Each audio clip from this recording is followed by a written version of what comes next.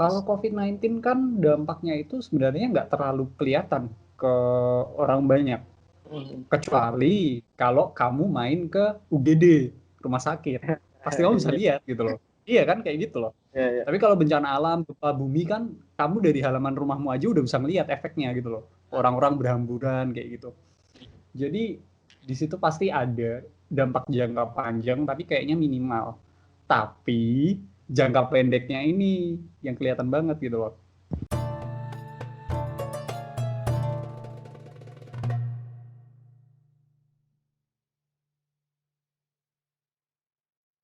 Halo semuanya, balik lagi bersama aku Denny di Banwal Talks bersama Nos ID.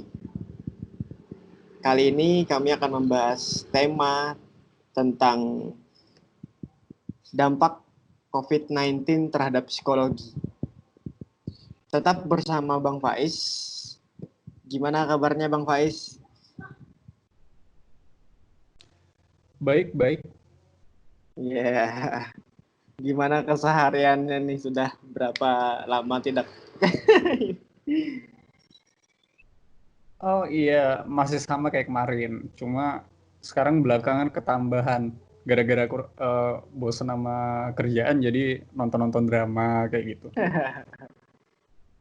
Jadi dengan pembahasan tema yang sekarang ini, eh, dampak COVID-19 terhadap psikologi, yang dimana aku juga merasa sekarang kayak banyak orang jadinya terlena-lena terhadap pemikiran A, pemikiran B, pemikiran C tentang COVID ini sendiri gitu, Bang.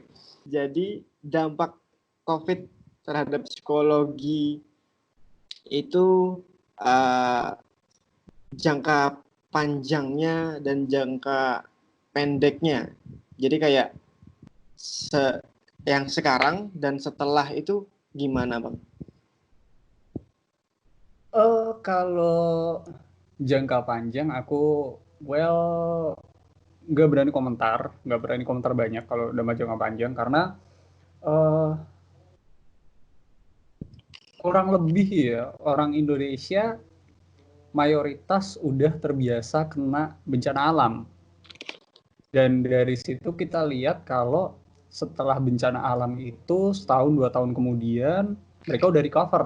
Jadi ya udah balik balik lagi normal gitu loh. Trauma mungkin ada tapi bisa hilang dalam jangka tahunan gitu loh. Itu baru bencana alam yang dampaknya itu benar-benar bisa dilihat sama semua orang secara langsung.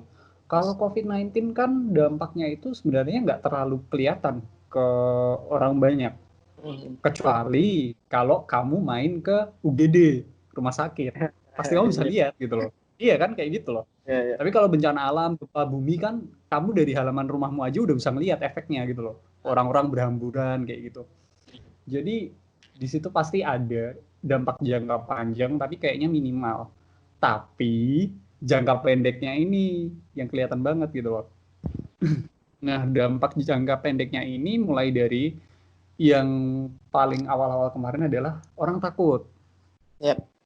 Nah, tapi payahnya ketakutannya ini berujung ke kepanikan. Ah, Nah, harusnya gimana?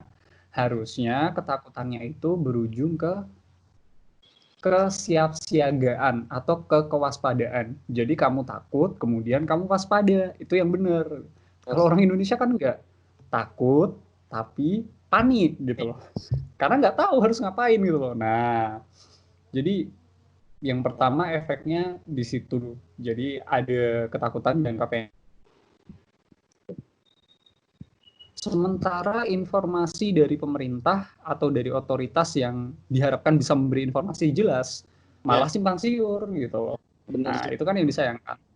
Kemudian dampak selanjutnya ya termasuk dari work from home, kemudian sekolah-sekolah diliburkan, Ya, orang-orang dan siswa, anak-anak mulai merasakan kejenuhan, stres. benar. Orang kan biasanya banyak banget kan orang yang kerja nyari kapan libur, pengennya di rumah. Benar. Sekalinya diliburin sebulan, bingung gitu loh. Kok rasanya nggak hidup gitu loh. Karena kebiasaan hidupnya dia di kantor gitu loh. Jadi ada dilema kayak gitu, ada kejadian kayak gitu, ada dinamika seperti itu. Dan ya efek itu yang mulai kerasa, bahkan kalau ngikutin berita dari Cina aja kan ke expose berita yang lucu banget kan, di mana angka perceraian itu bisa meningkat di antara di antara keluarga-keluarga yang Oke. terdampak lockdown, Iya, iya. terutama di Hubei gitu loh. Jadi yang awalnya pasangan ngelihatnya cuma sehari secukupnya ketemu terus kerja pulang tidur kayak gitu, nah ini ketemu tiap hari gitu loh, padahal udah nikah cerai gitu loh. Nah jadi ada bisa sampai segitu efeknya. Tapi di Indonesia untungnya belum lah ya, kita belum lihat kayak gitu karena extend kita kan nggak sampai lockdown total gitu. Iya, benar. Oke.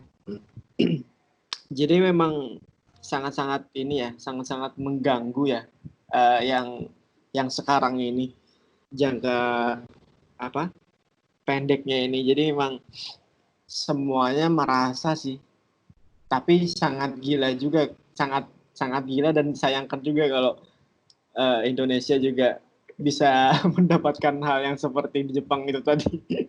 Itu ngeri juga sih kalau sampai bercerai. Kayaknya enggak, untungnya kayaknya enggak. Iya, Karena kita kan nggak lockdown total itu tadi. iya benar. Jadi setelah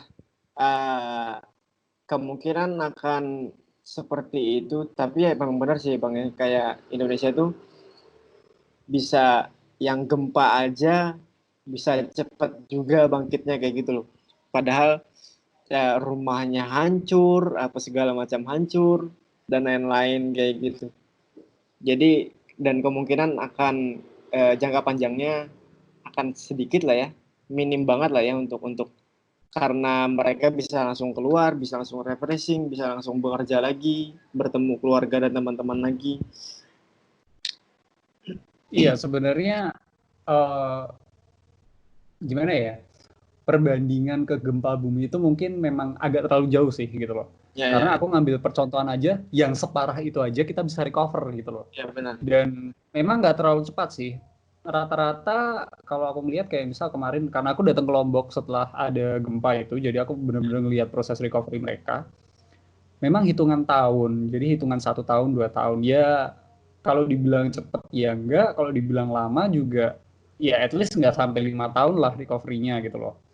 Cuma dibalikin lagi, skala coronavirus itu kan lebih ringan daripada gempa bumi. Ya itu tadi efek yang nggak terlalu bisa dilihat sama banyak orang gitu loh. Nah, di sisi lain, karena efek COVID nggak terlalu bisa dilihat banyak orang, jadi orang kan lihat COVID itu cuma dari berita gitu loh. Mereka nggak pernah dapat video di dalam ICU seperti apa, di dalam UGD seperti apa. Jadi orang nggak tahu ini skala sebenarnya itu kayak gimana, itu mereka nggak tahu gitu loh. Nah, efek dari situ kan nyatanya juga banyak orang yang nyantai kan sekarang. Benar Disuruh banget. PSBB tetap jalan-jalan. Jadi ada faktor itu. Nah, terus faktor lain yang mungkin boleh kuangkat adalah kecenderungan orang Indonesia itu untuk menyepelekan kalau nggak ada kejadian gitu loh. Kalau ada kejadian mereka panik, tapi kalau nggak ada mereka menyepelekan gitu loh. Nah, Benar. contohnya adalah sekarang ini kan trennya itu orang jaga kesehatan kan di rumah, Ya, makan sehat. Yang tadinya nggak pernah olahraga di rumah dipaksain olahraga, ya benar. yang tadinya nggak pernah pakai masker keluar dipaksain pakai masker. Nah, coba apakah orang-orang akan tetap stick dengan kebiasaan itu ketika coronavirus sudah selesai? Banyak loh nanti yang lupa makan sehat, balik lagi ke junk food. Olahraga, balik lagi lupa olahraga. Karena udah kerja gitu loh, full time. Kesibukannya kembali gitu loh. Yang tadinya bisa yang tadinya pas coronavirus maksain pakai masker, besoknya udah lupa maskeran, kemana-mana ya biasa aja gitu loh. Beda kasus kayak misal Korea yang memang kulturnya mereka kebiasaan kemana-mana pakai masker. Nah sering banget kan, kenapa? Karena di Korea itu ada nggak ada wabah, mereka itu ada yang namanya fenomena yellow dust. Jadi ada debu yang berasal dari dataran Cina yang didominasi gurun. debunya terbang ke Korea Selatan, makanya itu kenapa orang Korea Selatan sering banget pakai masker kemana-mana. Jadi ada wabah mereka tuh bakal pakai masker. Di Indonesia kan nggak ada kejadian kayak gitu. Jadi ketika nanti coronavirus lewat ya orang-orang juga udah lupa sama masker gitu loh. Masker tuh apaan? Kita nggak butuh gitu loh. Butuh masker itu cuma kalau waktu pandemi gitu doang. Makan sehat cuma kalau pandemi, olahraga di rumah cuma kalau pandemi gitu gitu loh. Yang disayangkan adalah itu. Oke. Dan pertanyaan selanjutnya adalah setelah COVID-19 ini selesai, akankah ada trauma sosial? Kayak mungkin masih nggak sih setelah ini sudah benar-benar dinyatakan uh, uh, orang Indonesia ini sudah kebal gitu loh. Tapi kemungkinan masih ada nggak sih orang yang masih menjaga jaraknya, masih nggak mau salam-salaman dan lain-lainnya kayak gitu. Ada, tapi mungkin nggak sampai berkepanjangan. Jadi mungkin sebulan setelah pengumuman ini PSBB di kota ini diangkat, atau mungkin secara nasional COVID sudah selesai tuntas. Mungkin dalam waktu sebulan 2 bulan tetap ada orang yang menolak untuk melakukan interaksi interpersonal yang melibatkan jabat tangan atau kemudian berbicara pada jarak yang sangat dekat tanpa masker kayak gitu. Mungkin ada, tapi kayaknya nggak akan sampai tertanam mindset oh kita harus jaga jarak terus, enggak gitu. Tetap aja ntar kondisi sebulan 2 bulan balik normal banget gitu loh. Ya seperti halnya makanan sehat dan olahraga dan masker. Bener. Bakal kejadian tuh. Oke, ada yang ditambahkan nggak Bang tentang tema ini dari Abang sendiri? Nggak ada sih. First of all, basicku bukan psikologi. Iya sih. Jadi nggak pengen nambahin terlalu detail. Paling cuma ya di bagian itu aja sih. Sekarang kita ngelihat kalau banyak banget ketika COVID melanda itu orang jadi takut, tapi ketakutan mereka itu ventingnya atau diarahkannya itu malah ke arah panik gitu loh. Padahal kan harusnya nggak kayak gitu loh. Kalian takut, oke. COVID dan penyakit-penyakit lainnya itu memang wajib ditakuti. Ya benar. Daripada disepelein kan, salah banget gitu loh kalau orang nyepelein. Kalau orang takut wajar gitu loh, karena ini memang yang namanya virus, yang namanya bakteri, patogen mematikan itu memang ada dan bisa menyerang kita kapanpun. Jadi wajar kalau kita itu takut.